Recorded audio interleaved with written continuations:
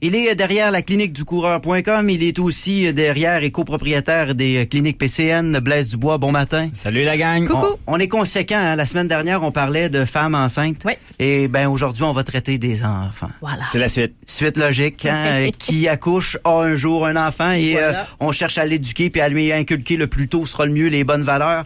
Et on va y arriver parce que c'est une problématique un peu, là, les enfants et l'inertie, Blaise. Effectivement, deux choses l'une. D'abord, on bouge pas assez, ça c'est la première chose. Les enfants bougent moins qu'avant et ils bougent pas assez de façon générale. Et on a aussi beaucoup plus d'activités sédentaires de proposer. Et j'ai juste à regarder mes enfants et de regarder ce qu'on leur propose. Il y a la télévision, il y a le iPad, il y a le téléphone intelligent, il y a une panoplie de choses qui nous amènent à s'asseoir sur nos fesses. Et ça, c'est malheureux. Mais il faut quand même inculquer les bonnes valeurs et justement, quelles sont-ils? Quelles sont-elles, devrais-je dire? Comment on les amène à bouger? Comment on peut stimuler un enfant à À partir de sortir? quel âge, en fait? Ouais. Première chose, il faut savoir que l'enfant qui est stimulé à faire de l'activité physique en bas âge a plus de chances de reproduire ces comportements-là plus tard, c'est-à-dire de devenir actif plus tard ou de rester actif durant sa vie. À l'inverse, une autre petite chose que je veux préciser, c'est que la spécialisation hâtive, c'est-à-dire de focusser seulement sur un sport quand on est très très jeune, est un bon prédicteur que l'enfant ne fera pas ce sport plus tard. Ouais, Donc, un bon exemple de ça, Max? Ouais, j'ai un peu abusé du tennis il y a un certain temps, puis ça fait 10 ans que j'ai pas retouché une raquette. Ouais. Overdose. Fait que là, tes enfants, si tu veux être sûr qu'ils aillent aux Olympiques en tennis, là, ou que t'aimerais bien qu'ils aillent aux Olympiques en tennis, fais-le pas faire juste du tennis dès le bas âge. Non. Parce qu'en fin de compte, ils vont s'écœurer. Ça dilue l'intérêt. Exactement. Et on voit beaucoup d'athlètes olympiques et des athlètes de très haut niveau, en fin de compte, qui ont fait du multisport quand ils étaient jeunes. Ils ont varié leurs activités pour avoir plein d'habilités motrices diverses et faire en sorte qu'après ça, ils se spécialisent plus tard en âge Ils ont dans un plus grand sport. bagage, un plus gros coffre d'outils, puis après ça, c'est facile de se construire une carrière dans un sport spécifique. si on veut. Exactement. Et là, on me posait la question, quand est-ce qu'on commence l'activité physique? Ben, Quand- ça commence tout de Bas suite. âge. Quand tu as Ben dit oui. bas âge, c'est où le bas âge? La limite entre bas âge puis plus bas âge? Ben, en fait, là, vous pouvez revenir aussi loin que possible. C'est-à-dire, l'enfant est couché sur le dos, il marche pas encore. Il faut qu'il se vire à droite et à gauche. Il faut le stimuler au maximum. Il faut faire en sorte que cet enfant-là, dans son développement moteur, en fin de compte, soit stimulé dans les premiers mois de vie. Et c'est un processus, c'est un continuum. C'est-à-dire qu'après ça, il va commencer à bouger à quatre pattes. Puis là, s'il est peu stimulé par l'environnement, il va bouger moins. Puis après ça, il va commencer à marcher. Ben là, il faut marcher, il faut courir, il faut toucher à des ballons, il faut développer l'ensemble des habiletés motrices qui vont faire de lui, après ça, quelqu'un d'actif et de quelqu'un en santé plus tard. Est-ce que c'est inné ou acquis d'être actif? Parce que là, ça semble être un peu acquis, mais on dirait qu'il y a des personnes qui sont nées là-dedans, là, qui ils viennent avec 40 bonbonnes d'oxygène dans le dos, qui sont prêts à tout, là, puis qui ont envie, puis qui ont de l'énergie, puis tu sais, on dirait que c'est pas, on dirait que c'est inné pour eux. Vois-tu, moi j'ai 4 enfants chez nous, OK, et on est une famille très active. On fait beaucoup d'activités, on est tout le temps dans des courses, dans de toutes sortes. Et j'en ai qui sont vraiment hyper actives, hyper dynamiques, qui bougent tout le temps. Et il semble y avoir un facteur vraiment inné dans ça. Et j'ai d'autres, j'ai un de mes enfants entre autres qui est plutôt tranquille, relax, et qui lui a jamais beaucoup aimé l'activité physique. Donc on a dû toujours le stimuler beaucoup pour qu'il arrive à l'âge adulte en santé. Et il y a certainement un facteur un peu inné dans ces facteurs-là. Mais après ça, comme n'importe quoi, on a des vulnérabilités. Et après ça, le reste, c'est l'environnement. C'est un peu la même manière que le poids, là. Il y a 30% des enfants qui ont un surpoids pondéral, dont 10% qui sont obèses en bas âge. Et ça, c'est un gros problème. Là-dedans, il y a un facteur génétique là, qu'il faut considérer. Mais ça représente une toute petite partie de la population qui a cet aspect génétique-là. Puis un enfant en surpoids, c'est un problème de santé, mais ça peut aussi éventuellement... Ben exactement, parce que il y a rien de plus méchant que des jeunes enfants dans une cour d'école. Là.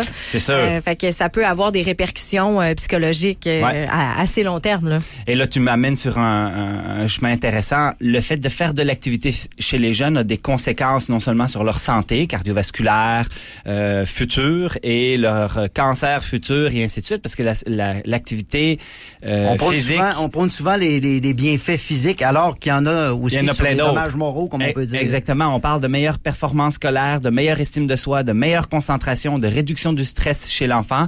Ce sont tous des facteurs, en fin de compte, qu'il faut considérer chez l'enfant là qui est en développement. Maintenant, on en arrive à la fameuse question, combien de temps que j'entraîne mon enfant? Combien de temps je lui fais faire de l'exercice à chaque jour? Est-ce que je tombe dans l'excès si je lui en fais faire 2, 3? C'est quoi le minimum requis? Ouais. En fait, sérieusement, il n'y a pas possibilité de faire de l'excès si ça vient de l'enfant. C'est-à-dire que moi, j'ai des enfants, si je commence à les traquer dans la journée sur ce qu'ils font comme nombre de pas ou ce qu'ils font comme heures d'activité, là, c'est impressionnant. Je serais jamais capable de les suivre, là. Impossible. Si ça vient de l'enfant, il n'y a pas de limite. C'est-à-dire, vous le laissez aller, là, puis tant qu'il bouge, c'est bon pour sa santé. Il connaît son propre bouton off, là. Exactement. Mieux, Exactement. Là, après ça, il y a des recommandations, par contre, minimales chez les enfants, où là, on a une responsabilité comme parent, comme éducateur, et là, il faut faire bouger les jeunes minimum 1 heure d'activité par jour. Là, c'est les recommandations de l'OMS. C'est pas obligé d'être 1 heure collée. C'est pas obligé d'être 1 heure collée. L'autre chose aussi, c'est qu'on parle de 1 heure comme étant le minimum, et là, on parle d'une activité physique intense. On parle pas d'aller prendre une petite marche, on parle de courir, on parle de faire n'importe quoi. Et là, pour parler de course à pied, parce que c'est une des choses qu'on parle depuis à chaque semaine, là, en course à pied, là, on a mis des restrictions chez les enfants, et je vous en ai déjà parlé il y a quelques semaines, qui sont pas des bonnes idées. En fin de compte, l'enfant qui veut courir, vous le laissez courir aussi longtemps qu'il veut. Il peut jouer au soccer pendant 2 heures, pendant 3 heures, pendant 4 heures s'il fait 2 games de suite, et c'est pas vraiment un problème. Tant que ça demeure un jeu. Tant que ça demeure un jeu et que l'enfant a du plaisir à le faire, là, que ça vient de lui. Parce que c'est important, cette notion de plaisir-là, parce que trop souvent, on a l'intention de le rendre à un objectif bien précis. On veut faire un athlète de lui. Là. Toi, tu vas te rendre là, tu vas faire ça, puis tu vas courir telle distance. À partir de ce moment-là, c'est là que tu peux entrer dans la tête du petit puis l'écœurer, si tu me permets le terme. Ouais, ça c'est clair et précis. Donc les parents ont une responsabilité de stimuler les jeunes à bouger, mais tout ce qui est axé sur la performance, tout ce qui est axé sur la rigueur de l'activité, c'est pas une bonne idée en bas âge. Faut que ça soit ludique, faut que ça soit le fun. Et là-dessus, je vous donne un exemple intéressant. Il y a le Grand Club de course dans la région de Québec, il y a un partout au Québec là. OK, c'est quoi? C'est un regroupement, en fin de compte, c'est Natacha Gagné qui a parti ça et qui fait des clubs de course pour les jeunes. Mais pour les amener à faire de la course, il faut jouer à la course. Faut pas juste courir puis faire des intervalles comme on fait dans un club. Ça prend le petit bonbon à la fin, le petit bracelet, le petit quelque chose. Ça prend le jeu à travers la course à pied. Ça prend de la variété. Ça prend des pédagogues et ça prend des personnes qui sont vraiment intéressantes pour les jeunes et qui parlent le langage des jeunes. Et c'est un genre d'activité qui est vraiment tripante, ce grand club, plutôt que des affaires qui sont trop structurées et trop stiff là, pour l'enfant. Je vais vous donner un exemple avec le tennis. J'ai déjà un peu enseigné le tennis. Juste comment des fois changer un éducatif, ça peut être simple. On appelait ça des fenêtres par-dessus le filet. Un premier mètre au-dessus du filet, c'était la zone 1. 2 mètres au-dessus du filet, c'était 2, puis 3 mètres au-dessus du filet, c'était 3, puis on demandait aux jeunes de crier la fenêtre qu'ils visaient, 1, 2 ou 3. On fait cet exercice-là 5 minutes, les jeunes commencent à se blaser, on refait la même chose avec des couleurs. La première fenêtre qui était 1 devient vert, la deuxième et dans leur perception du jeu, c'était complètement autre chose. Ils criaient des couleurs au lieu d'un chiffre. Et des fois, c'est d'être créatif, puis c'est juste d'amener le même exercice de façon différente et ludique, puis soudainement, tu as un autre objectif. Oui, certainement. C'est vrai qu'on a souvent tendance à les inscrire à des cours. Ouais. Dans le fond, là, les faire jouer, les faire sortir, les stimuler, là, c'est peut-être ça aussi. J'imagine qu'il y a toutes sortes de cours qui sont ultra créatifs puis qui justement viennent chercher le côté ludique, là. Mais peut-être de s'intéresser à ça, comment est donné le cours, plutôt que de dire parfait, toi tu vas prendre un cours de soccer. Ouais. S'il y a pas d'intérêt chez l'enfant, parce qu'il y en a des flots qui ont pas le goût, là. Je veux dire, tu parlais du tien là, qui a pas le goût nécessairement, là. Imagine tu l'inscris dans un cours, là, il peut avoir zéro motivation puis tu passes à côté de ton but, là. Oui, et c'est là que c'est important, et là je reparle encore de ma vie personnelle, là, mais mes enfants vont au Saisonnier, qui est un camp de vacances pour jeunes au Lac-Beauport, et c'est vraiment génial, là. Il y a toutes sortes de choses, on les inscrit à chaque semaine à des camps qui sont différents, et en fait chacune de mes filles est allée au camp de course, et le camp de course, nous on fait une petite intervention pour leur donner des petits trucs sur différentes choses, et c'est là qu'on parle de l'importance que le moniteur, le pédagogue en arrière de l'éducateur, ou je veux pas dire l'entraîneur, justement, puisse amener ça de façon ludique. Un enfant, tu l'inscris à un cours, à une semaine complète de course à pied. C'est-tu plate, ça? Ouais. Si c'est amené avec un peu de jeux comme un peu de Spartan Race, puis des circuits, puis des chasses au trésor. Chasse au trésor, exactement. Puis à un moment donné, ben, tout le monde est tanné, ben, on va jouer au soccer, puis on court pareil, là. On les équipe comment, les jeunes de cet âge-là? Ouais,